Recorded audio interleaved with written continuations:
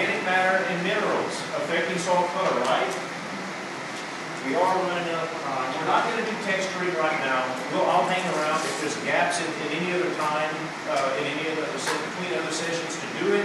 It's important that you do learn how. I'm going to keep the soil samples so you can do it later. Soil color. The Munsell color chart is what's used. Soil scientists all carry these around. You see them on the dashboards of the pickup trucks. They get thrown around a lot. They get dirty, but they're very expensive. They're very pricey. It's based on the Munsell color system. Any color that you can imagine in the spectrum is given a number in the Munsell color system. And the way these numbers are recorded would be something like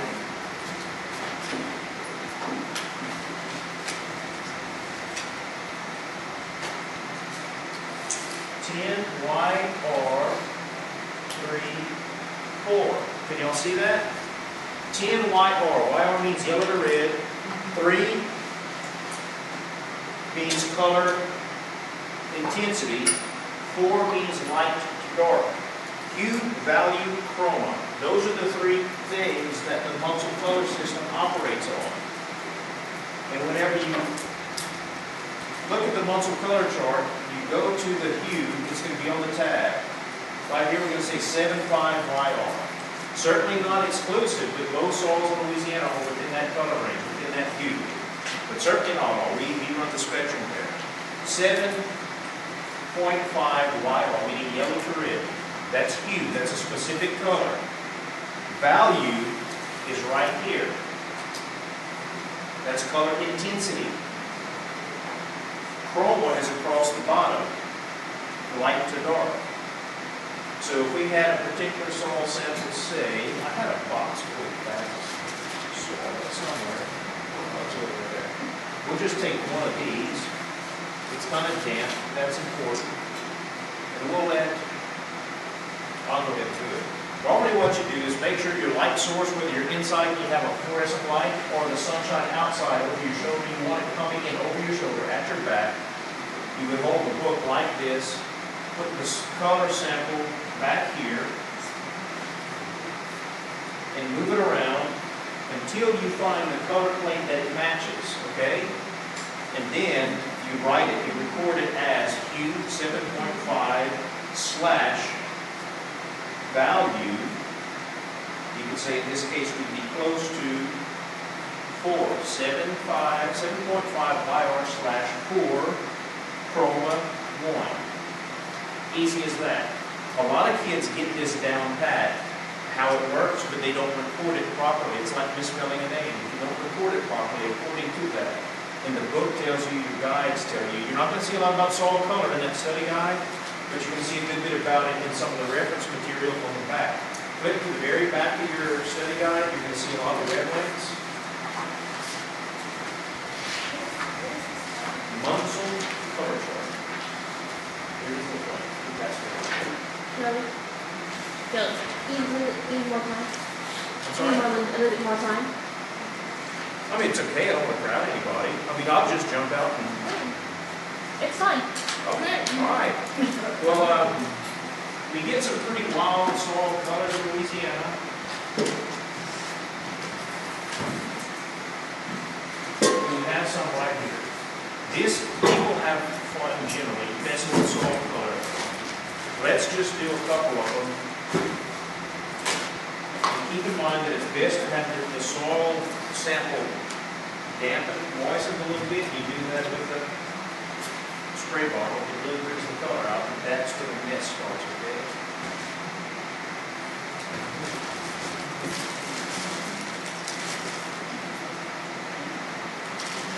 So go ahead,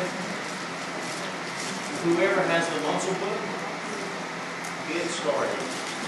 But let everybody else see what you're doing, okay?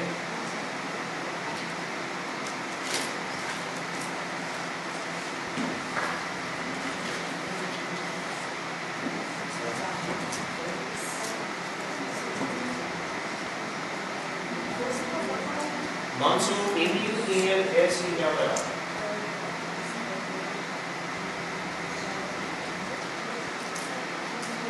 If the soil that you're looking at, the soil sample looks mostly red, are you going to look at a Y hue meaning yellow? No,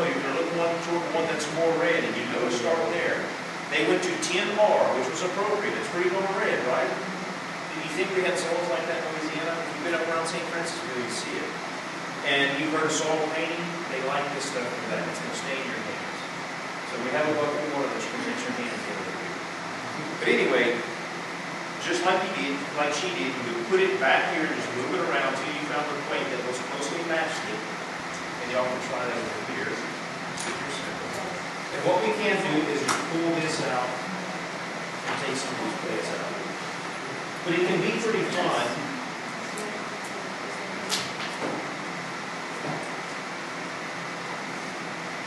You'll begin to use the Munzel color chart for almost everything you do that has variations in color. The perfect roux, in my opinion, is a 10 white R3 4. If you're making room for a gumbo, that is the middle one here. See if you find anything there.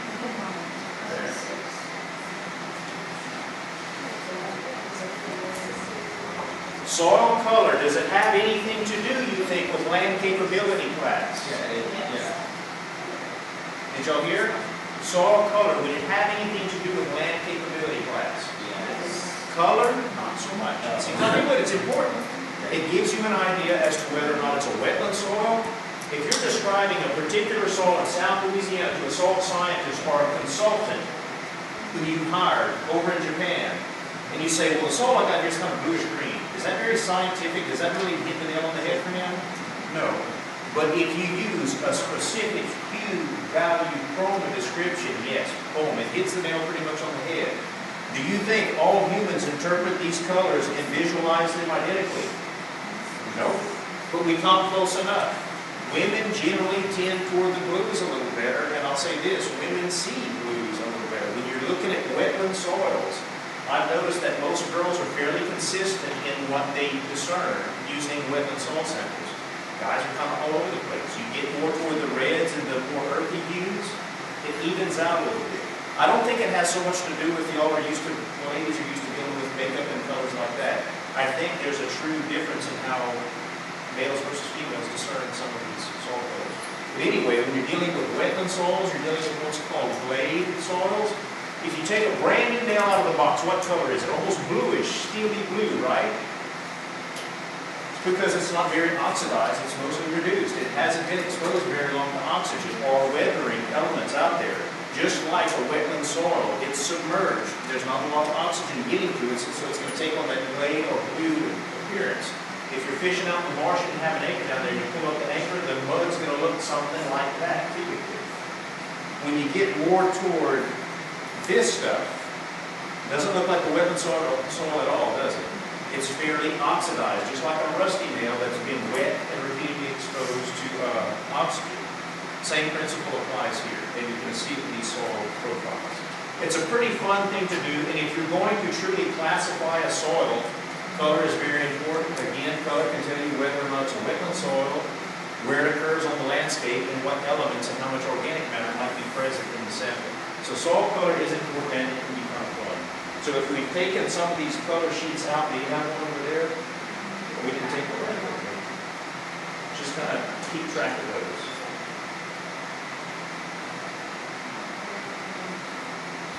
Well, yep, this is bone dry.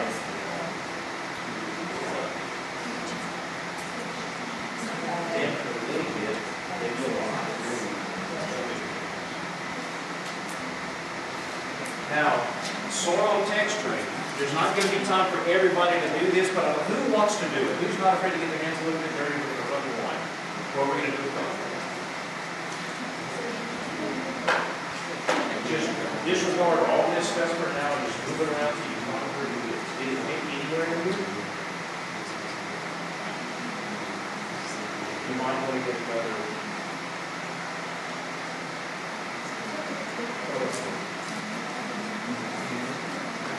The sample's pretty yellow, so you'll want to look at that way.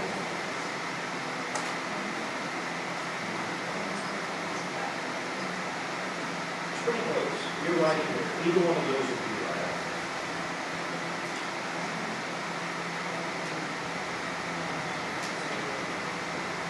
So it was. Just, yeah. I'm watching that a little too much, and this is so dry that you can see it so close to most of it. texture soils, you have the textural diagram in your study guide. Remember, it was like on the second or third page. It tells you how to do it.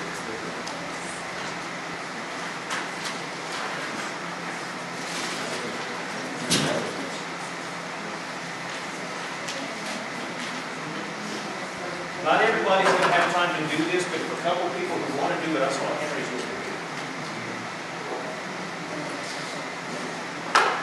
It tells you how big of a sample to use, how to do it, and how to interpret the outcome. And I'll go over to the computer just a second.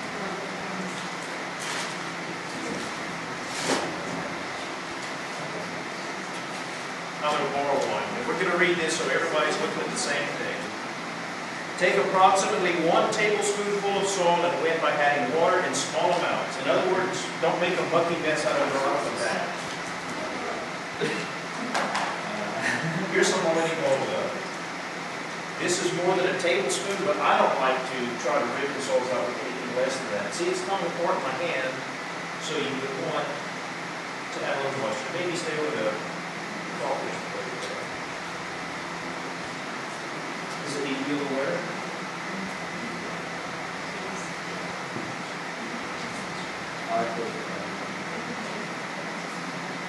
And you're basically working it between thumb and forefinger. You know what I'm talking about? Can everybody see what they're doing? It's almost like wedging clay if you're making pottery. But once you get it going and get it the right consistency, if it does not rivet at all, but just crumbles away, that's a pretty coarse or sandy soil, right? So if it doesn't rivet at all, you know what you have. It's fairly coarse. If the soil does rivet, and I'm getting this right out of your chart, out of the study guide, if the soil rivet is over 2 inches long, that's a pretty fine soil, right? That's clay. Very fine if it rivets out over 2 inches long. Does that sound like a very erodible soil?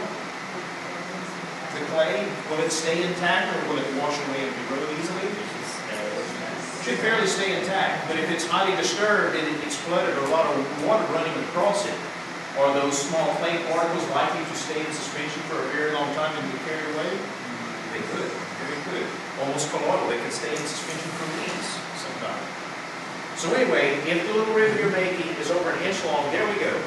How long is that? We don't know, so hold it. We're going to measure it.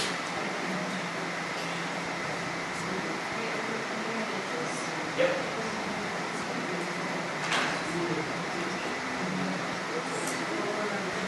A little over 1.5 inches. So somebody look at your chart and see what texture that soil is. We'll say 1.5 inches. Moderately fine, between 1 and 2 inches. What difference does this all make? If you have a moderately fine soil on flat land, less than 1% slope, no biggie, doesn't sound too erodible. But the steeper the slope, conditions may worsen. The coarser the soil is, the more likely it is to be carried away on that slope. You have to maintain a certain type of vegetative cover or do other things that you'll learn about further down in here. Texture is important. It's one of the key factors to consider in judging land capability. Those are things that you're going to have to do in the environment, okay? How much of a ribbon did you get out of this one? Almost 3. Wow. So what does that tell us? Very fine soil. So it's pretty much a clay. And again, there's a lot of other things to talk about. There's more that we can do here. There's other soil samples in the soil study guide. Doesn't make a lot of reference to soil surveys. Until not many years ago, you had to have only these hard copy soil surveys. You could get them from the USDA NRCS field offices. There's a lot of description about the soil series in the front. We talked about soil genesis. It tells you about the soils in that parish, how they were formed, and how they're typically used. Then you go into soils maps that have these funny little ISO-looking lines all the way up all over. Those lines are delineating different soil types that occur in those areas. And you look further up front to get descriptions about those specific soil types. So if you're trying to plan land uses, these soil surveys help you do it. Well, in the information age, we went from those hard copies to CDs. Now you can go to what's called Web Soil Survey. If it's not in your study guide, you want to write it down. All that information is going to be on the Web Soil Survey. Everything and more that you always want to know about soils. And you can get the PDFs from Web Soil Survey as well. Any questions you can ask later. Ms. Lambert's going to go ahead and try this off for you. What I'll say, I'll repeat again what we talked about earlier. Soils is going to tie all these other land use disciplines together for you. Land use, remember, this is not just soils, but soils and land use. Land use means we're implying sustainable use, right? That's what we want. For sustainable land use, you have to consider conservation planning, conservation of all these natural resources. First the soil, everything else comes into play later. And Ms. Lambert's going to tell you a little bit about that. Okay. So basically this tile, make you understand why we do this. One, you're doing this for a competition. Ms. Lambert, But the reason, if you don't mind, can you stand up? alright. So the reason why you're doing this competition is because you want to learn more about soils and land use. But one of the things that we do that uses that is conservation planning. Now, conservation plan is when you're going to assess land based on what it has and what it's capable of doing. And you're going to make a plan to increase that land's capabilities, increase production, whether it's crop or just increase the natural resources that it has, and, keep it sustained. So conservation planning is a big thing, and when you make a conservation plan, you're going to look at everything that the land has, whether it's being used for farming, whether it's used for wildlife, whether it's used for grazing.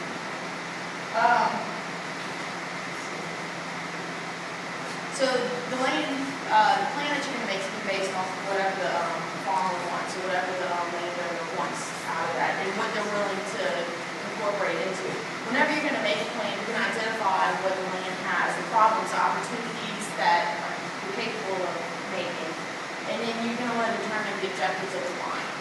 Now, the reason why we're telling you all this is just so you understand that what you're doing now is something that people do regularly. It's something that we use to create these plans, and we try to increase the knowledge, everybody so they can understand what's going on. But really these plans are just created to improve the land use and the functional use of the land, and then it's just something that a lot of people use to keep land up to date. Y'all have any questions there about conservation plans or anything that you learned so far, Charles? All right, so next up we have Dr. Andre Johnson. He's a professor over at Southern University, and he's gonna, you have two forestries this year. You have the regular forestry, and we're gonna have urban forestry special topic. So to start off, he's gonna talk about the forestry portion. The same with Joey earlier. If you have any questions, make sure and ask them while he's here. Okay? Y'all need more paper? All right. All right, good morning. As she mentioned, we're going to talk first about forestry, and then we'll kind of move into urban forestry. Some differences, but we'll try to connect it as much as possible, particularly when my grad student comes in a little bit later. We'll try to connect it a little bit more. One of the things that when we begin to deal with forestry, I want first let me say that I will have additional information that will be given to Ms. Rita, so she can include that into the Dropbox for you guys. I didn't add everything into this talk this morning, but I tried to add as much as I could to give you kind of a feel of what you should be expecting. First of all, when we start dealing with forestry, first we consider the different types of services that we actually get, and so this is what kind of takes us into a number of other things. Joey kind of highlighted this a little bit earlier when he pointed out that soils really kind of connects everything together. And so again, we get a number of different services, a number of different benefits from our forest, whether it be erosion control, whether it be timber products, pollution control, a number of different things that we get from it. And as a result of that, over time we've had this kind of conflicts because people tended to want a certain amount of resources taken out. And so with that being said, some of the issues that we find ourselves faced with related to sustainability, clear cutting, the loss of old growth forests, things such as forest fires, and so on and so forth.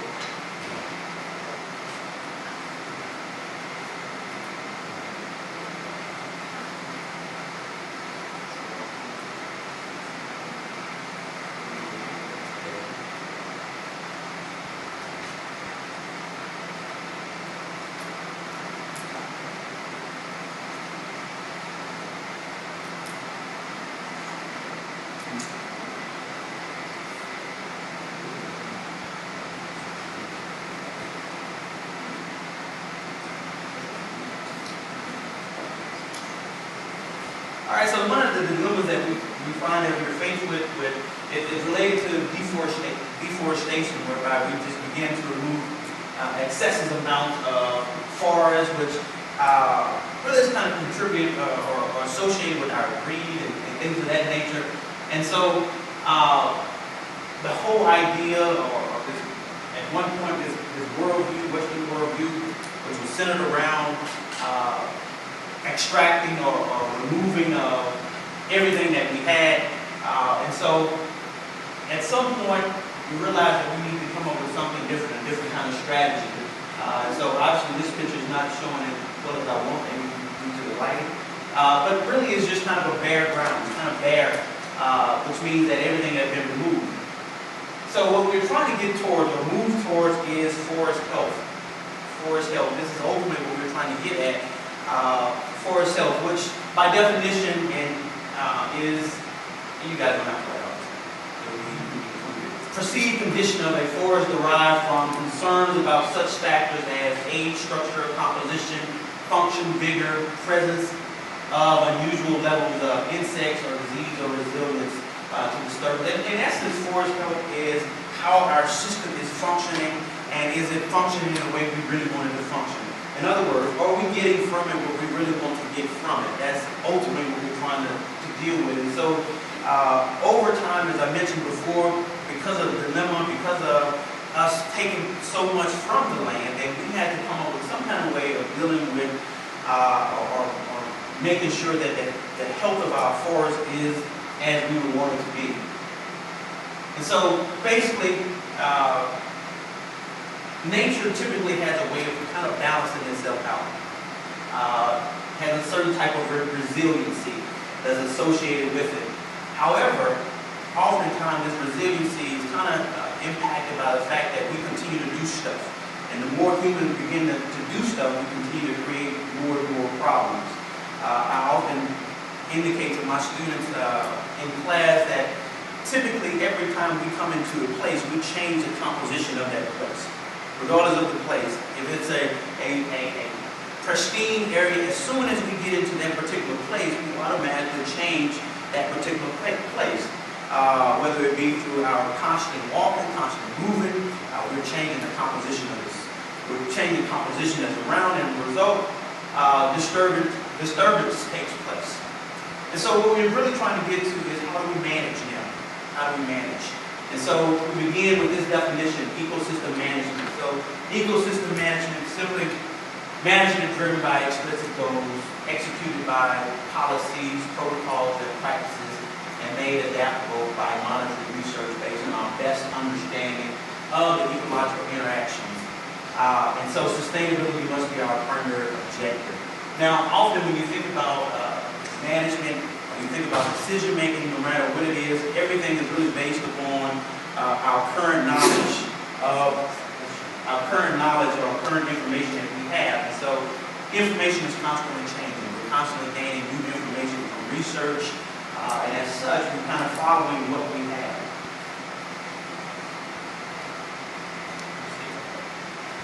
So when we follow this process, a couple of things that we're really kind of looking at. We're looking at conservation, we're looking at sustainability, we're looking at connectivity, and then finally we're looking at diversity when we think about ecosystem and the management of ecosystem management. And the first thing to consider is conservation. And conservation is using natural resources to meet the needs of people without degrading our ecosystem. So it kind of goes back to our first point, where I kind of highlighted that one of the dilemmas that we were faced with happened to be deforestation and removing of resources at an excessive amount. So conservation really deals with how do we meet the needs of people? How do we make sure that we're getting those resources that we want, but yet at the same time not degrading our system? The next one is sustainability. Sustainability is associated with managing, protecting, and restoring natural resources to maintain their health. So we're trying to make sure that we're sticking to the health of the system. And then find a couple other points related to connectivity, and then finally diversity. Connectivity, as you begin to think, when we begin to move into a particular area and begin to extract resources, usually we're extracting resources within a certain area. And so what that simply means is that now we're beginning to disconnect everything. And so hopefully we'll try to connect this to urban forestry a little bit later on, because in essence what we're doing, if I go into a natural environment and begin to remove resources, then in essence I create a type of hole in that particular environment. One way of looking at that is called fragmentation, meaning that I have a certain spot where I've removed a certain amount of resources, and so I'm creating this gap between resources and man-made stuff. Okay, so connectivity really is kind of dealing with how do we make sure that everything is connected across those, across gradients, across boundaries. And then the last one is related to diversity. Diversity is managing a wide variety of flora and fauna and involving a broad range of people and interests. And so when we're dealing again with ecosystem management, our 4 points are conservation, sustainability, connectivity, and then finally diversity. And so just adding on to the diversity issue a little bit further, why do we need diversity? One particularly related to utilitarian, which simply means that, are you guys familiar with John Muir and Gifford Pinchot? Okay. All right, so early on, John Muir happened to have been this type of person who really kind of worshiped or found that nature was sacred. And because of that, he really felt like we shouldn't do anything to nature, meaning that we shouldn't extract anything, any type of resources from nature. We should simply just be associated with it or be within vicinity of nature, if you will. But then someone else came along. His name was Gifford Pinchot. He was the first Forest Service chief. He also was a governor of Pennsylvania. And so his idea was a little bit different. His idea was that we should use everything that we have, but make sure we're using it in a certain type of fashion. And so he had this kind of view related to utilitarian view. That view simply, again, means that we were using stuff, but at the same time, we want to make sure that we're not degrading the system and making sure that we're conserving, we're being sustainable. And so over time, these two got into various types of arguments and disagreements, and the courts kind of played out. And ultimately, we followed Gifford Pinchot's point of view in most cases. There were a few cases where John Muir did kind of,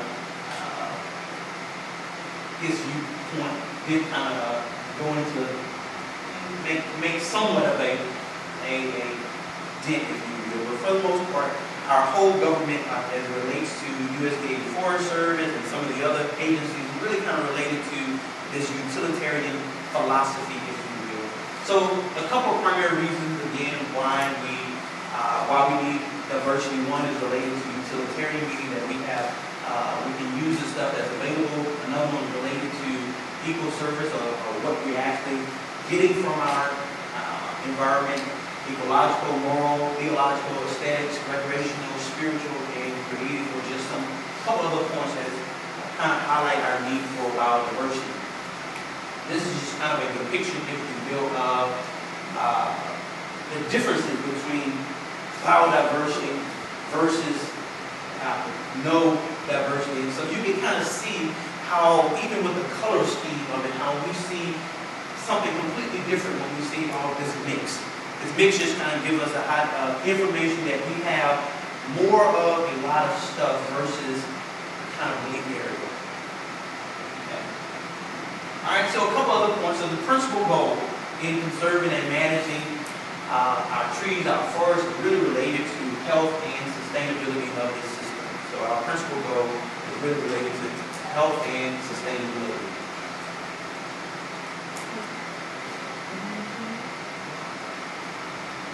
And so when we're thinking about sustainability and sustainable development, 3 kind of things come together.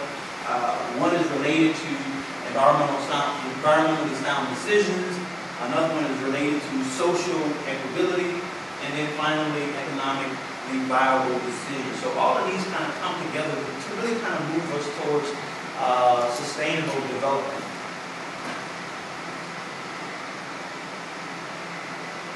And so 2 things kind of come into play. Particularly as we speak about forestry and forest management. One is sustained yield versus sustainability. And sustain use really kind of dealing with our output. What are we getting from our forest? What are we getting from our lands? Are we maximizing the lands to get everything that we actually want? If my idea is related to timber production, am I getting all that I want from that particular land? And then on the outside of that, is sustainability. It simply says that makes condition to go and precondition for meeting our needs over time. So it's somewhat of a difference. You guys have any questions? If I'm moving too fast, raise your hand, I'll slow down. All right, so some principles of ecosystem management. The first one is socially defined goals and objectives. The next one is holistic integrated science. Third one is adaptable institutions, and finally collaborative decision making. So these are our the principles of ecosystem management. Again, the first one is socially defined goals, meaning that we have goals in mind, we have objectives in mind that are defined based upon our society and the interests of society. And then the next one is holistic and integrated science, meaning that when we begin to deal with management really kind of cuts across, particularly when we're talking about natural resource management, it cuts across different areas, different disciplines. It cuts across soil science, it cuts across plant science. So it kind of cuts across a number of different things, and in order for us to be effective, we have to have this holistic approach, or this approach that kind of takes into consideration all of these different things. The third one is adaptable institutions. One of the statements that I made to you guys before is that we really make decisions based upon our current knowledge. And so once we gain new knowledge, then those decisions often change. And so we have to be able to adapt based upon the new knowledge that we have. And so we have to have management that is really built upon being able to adapt to new information that we get. And then the last one is related to collaborative decision making, being able to make decisions that are associated with a number of different groups, a number of different disciplines, a number of different interests.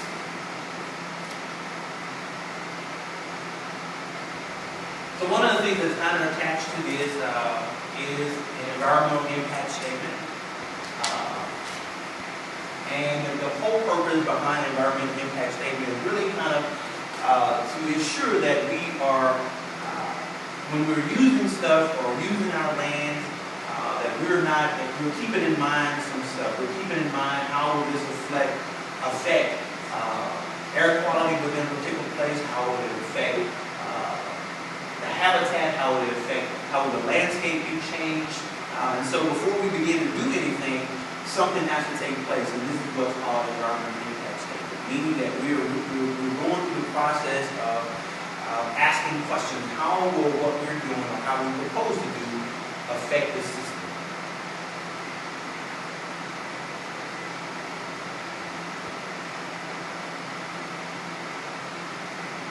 I always like to say things like this. The very signs also from which we form our judgment are often very deceptive. We saw that as a dormer with tall and graceful trees is not always favorable. The favorable ones accept the force of those trees. And sometimes there are some instances where everything is not the way we ultimately want it to be, only for a specific group. Okay, this is what I really want to highlight to you guys, kind of related to civil. It is related to civil culture. Civil culture is the application of the principles of forest ecology to a stand of trees to help meet specified objectives. Those objectives can include income, wildlife habitat, water quality, recreation, or any other value a forest is capable of providing. So when we look at this, if we understand one basic idea, we can understand almost everything else in forestry. That idea is that shade tolerance as it pertains to forest succession. And so the different species of trees have different abilities to tolerate extended periods under a closed canopy.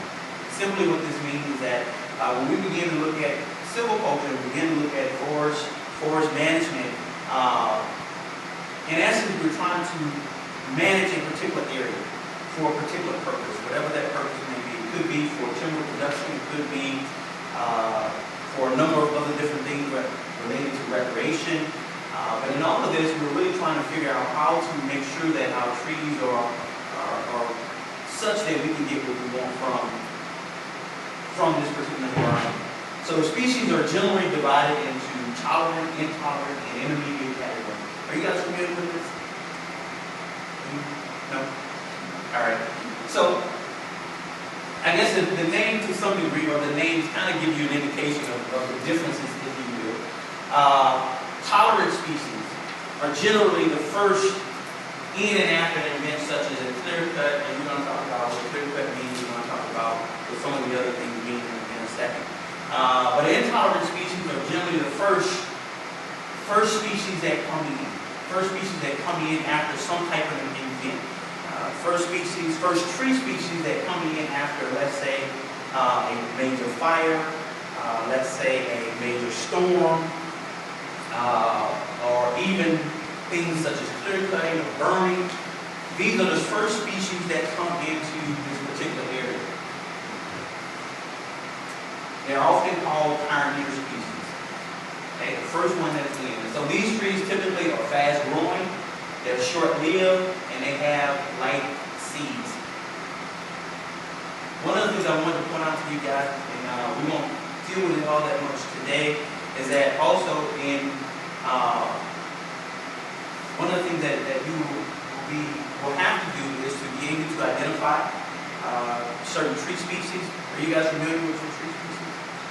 No? A little bit, not so much. I know what an oak is. I know what the pine looks like, that kind of stuff. Okay. All right, so one of the things, and to kind of give you somewhat of a heads up, when we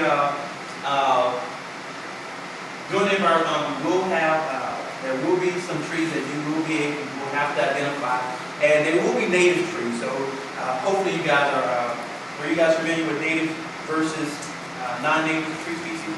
Okay. So they all will be native tree species, and so they will be common, trees that are common to Louisiana. And so those are the trees that you will have to be able to identify. For our purpose, we will not ask for scientific names, but only common names. Okay? And it won't be, it will likely be no more than 10 different tree species, and only common names in here. Okay? I'm sorry. Okay. And we'll, during the burn time, we're actually, it won't be so much pictures, but we'll actually go out. And so there'll be where we typically are located at, there are a number of tree species located within the area. They'll be marked, and those tree species you will be asked to identify. Okay? Any other questions about that?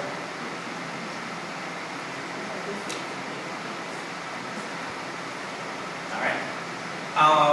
So again, this is our definition of what intolerant species are. Again, these are what's considered to be our pioneer species, those species that come, the first species that enter into a particular area after something has happened, after a disturbance has taken place. And so just opposite of that are our tolerant species. And so these are our species that are not the first to colonize a particular area. Instead, these are those species that typically come in much later. And so these are usually found in our, or considered to be climax species, or found in our climax communities. These particular tree species usually live a long time. They grow very slowly, and they have a heavier seed distribution. Okay, so we have two different types that we've talked about thus far: tolerant versus intolerant. And what we're really talking about is the amount of shade that each tree can withstand. All right. So intolerant tree species are again, these are those tree species that again, as we pointed out, are the first to come into a particular area. All right. Now keep that in mind. These are the first to come into a particular area. Versus our tolerance, which really associated with the climax community.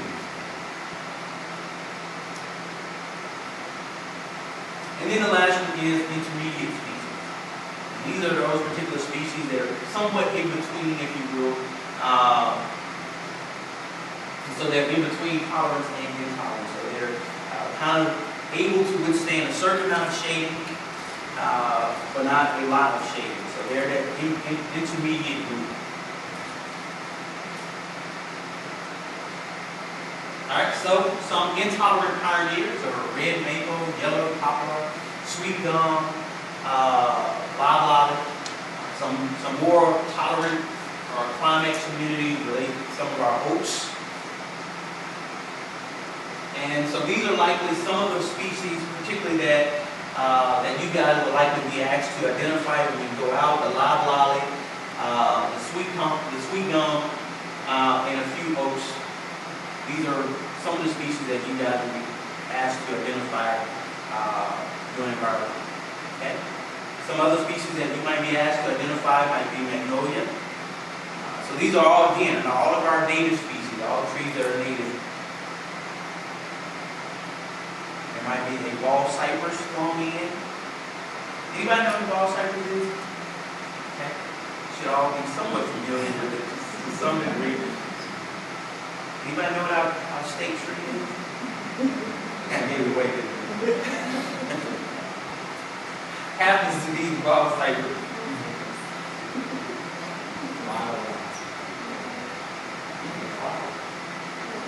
I guess since we're talking about this, do you guys know what the #1 crop is in Louisiana? Any ideas? If I had some gifts, I would actually know. Since I don't have any gifts. What's our #1? Anybody know what's our #1 crop in Louisiana? Timber. What'd you say? Timber. The #1 crop in Louisiana happens to be timber. Sugar cane, it's a little bit lower on the list. I think that's more of a South Louisiana thing, not so much a complete state thing. But timber is actually our #1 crop.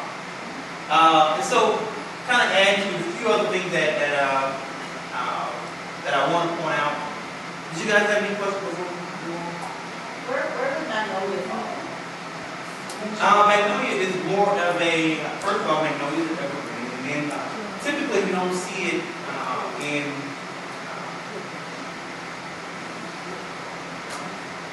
magnolia is more along the lines of intermediate.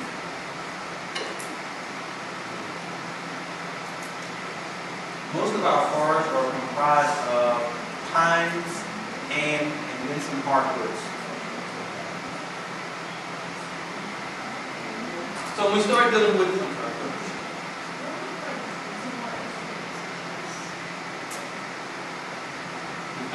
couple other intermediate species might be,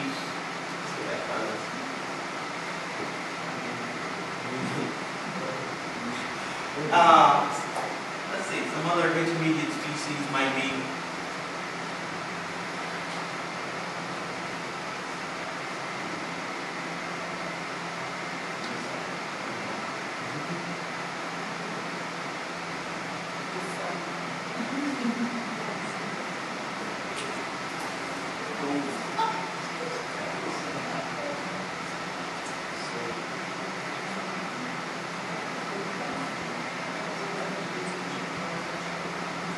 I can't think of any right now. I'll get that back to you. I can't think of any at present.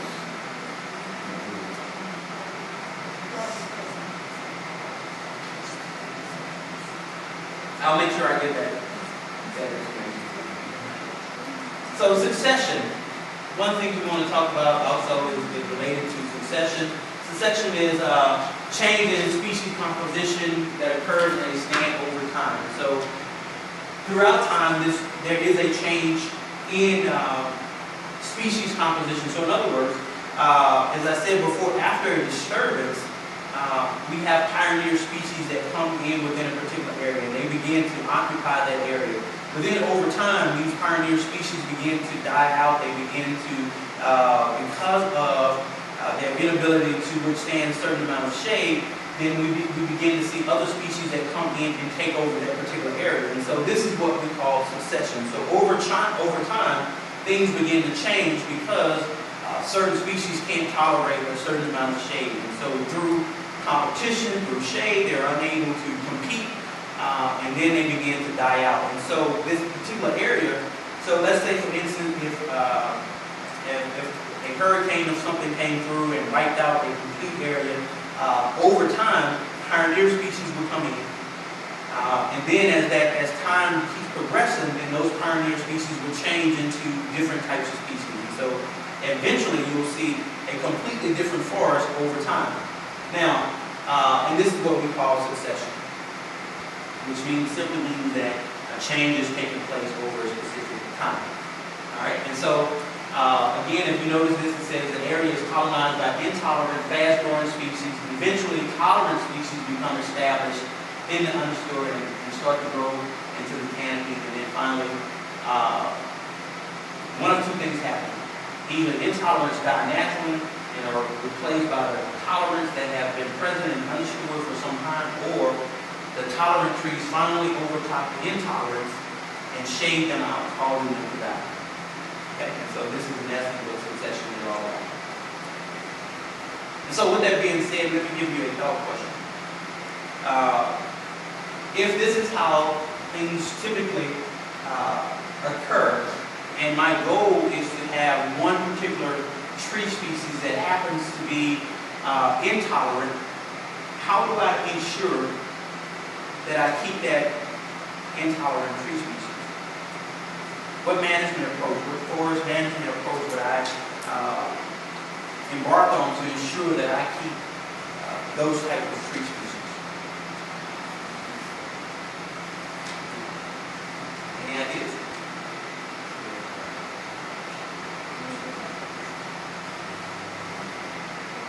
What do you guys think?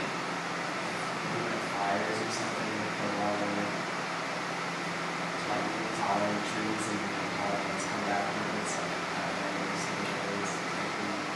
Okay, very good point. Very good. So we'll just, one way of handling this to just incorporate some type of treatment to keep wiping out those things that are starting to come up. So those more tolerant species that are beginning to come up, we continue to make sure that they stay suppressed. So we continue to keep, whether it's application of herbicides, application of forest, fires, or prescribed burns, or things of that nature, we can continue to do stuff in order to ensure that they stay or do not become larger trees. All right, so some disturbances. There are many different types of disturbances. Some can include landslides, fires, clear cuts, floods. Some are considered to be, when we talk about clear cuts, those are man-made.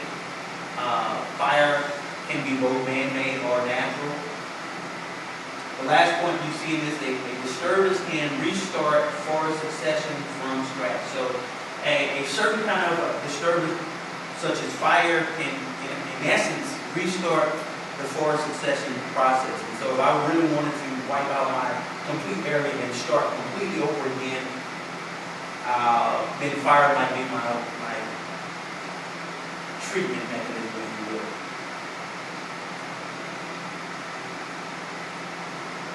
So even age versus uneven age management. Your management goals and the shade tolerance of the species involved will determine whether you manage on an even age or an uneven age basis. Are you guys familiar with even age versus uneven? Okay. All right. So, so the rule of thumb for intolerant species, even age management is the best, and for tolerant species, uneven age management is the best.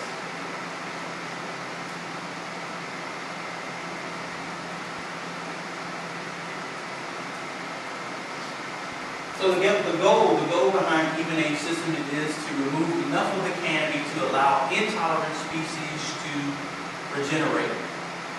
typically used for intolerant species only, and all trees in the stand are the same age. You guys indicated that you're familiar with what human age means. So all trees within the stand are typically the same age or the same size.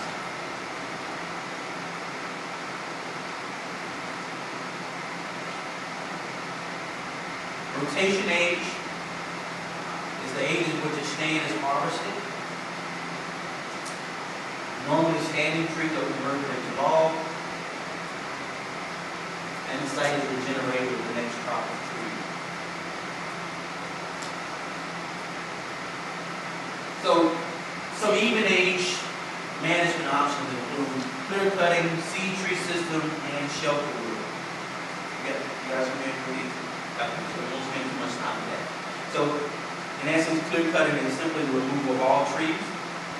Seed tree system, leaving just a few trees per acre, and shelter wood is leaving roughly about 20 plus trees per acre. And then, with clear cutting, all trees are cut, leaving a large open space. So this is like a kind of a tremendous disturbance, if you will, which often leaves us with kind of more of a bare ground. So in essence, this can lead to some issues. What issues do you think clear cutting lead to? Okay, question.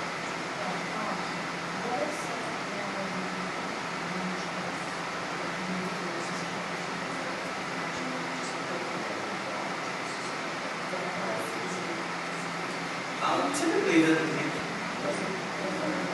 mean with planting or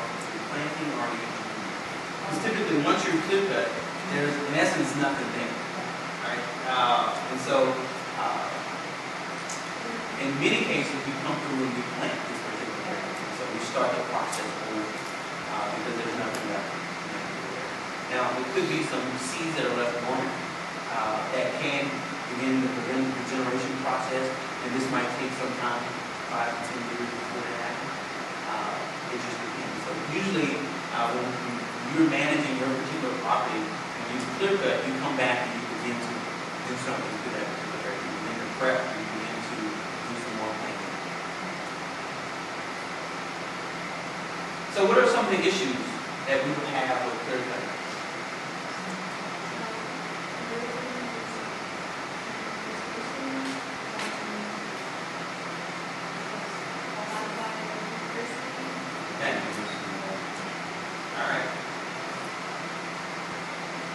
So the next one is seed tree, and seed tree is really just leaving few trees per acre to provide seed for the next crop. But making sure that the trees that are left are those trees that are a little larger, those trees that are a little healthier, those trees that produce a large portion of seeds. Okay, so the seed tree harvest unit acts as a clear cut of the natural regeneration from trees that are original to the stand. So when we're looking at seed tree now, we've actually left trees there to start the process over. Okay, so to provide seed for the next generation. Shelter was a little bit different. We're leaving a few more trees on the site to provide, in essence, some shelter for seedling for the first few years, kind of a protection mechanism, if you will.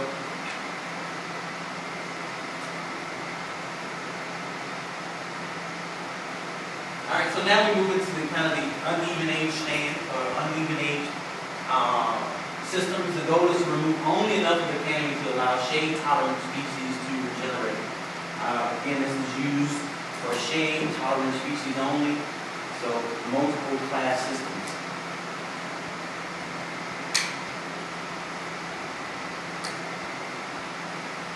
Some options that we have, some management options, group selection systems, where small areas are harvested, and single tree selection systems where individual trees are harvested. And again, keep in mind that even uneven age management is really related to shade-tolerant species. The group selection is harvest of basically small clear cuts for the purpose of kind of opening opening up small areas.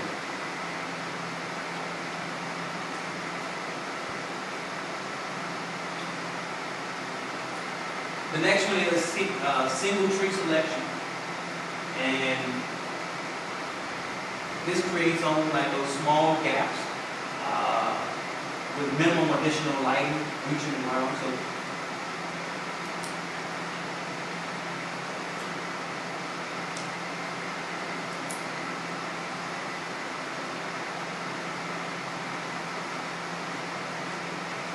So how do we do silviculture? First, we determine our goals for our forest. Second, we evaluate existing conditions within the forest. Third, we decide what treatments, if any, can help you reach your goal. And then finally, we implement treatments at the right time. So when we think about silviculture, again, first we have to consider what do we ultimately want. What are our goals?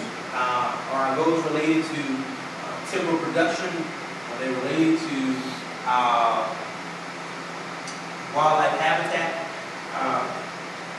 Anyone familiar with the national forest that we have in Louisiana?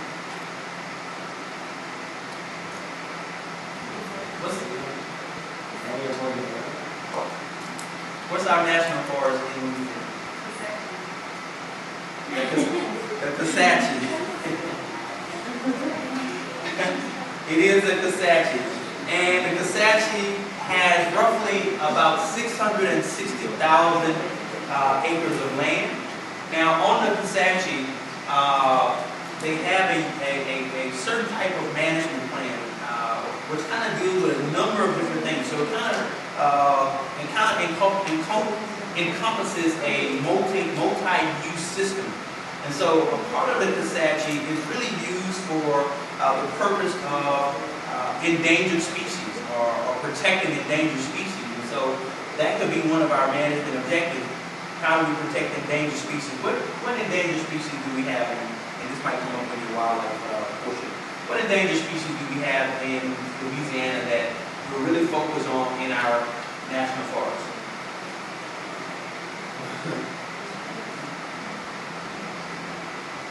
And a large portion of the Kisatchie is actually dedicated to protecting this particular species.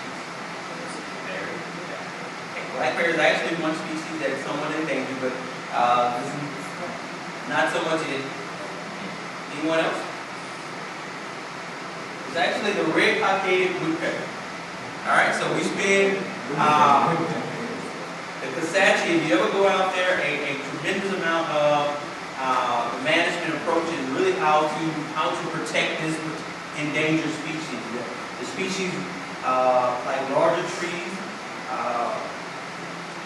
well off the ground where it can put in what it actually needs. And so we spend a lot, or the Forest Service put a lot into making sure that it's protected. But the idea behind the point being is that first we have to consider our goals before we do anything. So in any kind of treatment, or before we make a determination about a treatment, we first have to figure out what are our goals.